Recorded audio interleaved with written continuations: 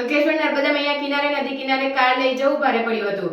ભરતીના પાણી આવી જતા કાર ફસાઈ ગઈ હતી। ભૂતકાળમાં પણ કાર અને બાઇક તેમજ મોપેડ ફસાઈ જવાના દ્રશ્યો સામે આવ્યા હતા।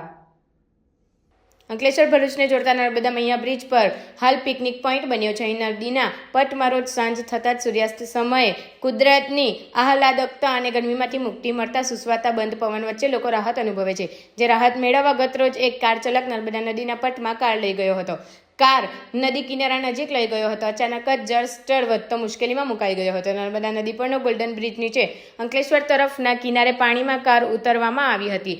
યુવાને ફિલ્મી દ્રશ્ય પણ અનુકરણમાં કાર નદીમાં ઉતારી હતી, પણ અહીંની કિનારાની કાંપવાળી જમીનમાં કારના પૈંડા ખૂપી ગયા હતા, કારણે કીચડમાંથી બહાર કાઢવામાં આવે તે પહેલા ભરતીની શરૂઆત થઈ ગઈ હતી। નર્મદામાં ભરતીના પાણી ચડવાનું શરૂ થઈ જતાં કાર પાણીમાં તણાઈ તેવો ભય ઊભો થયો હતો।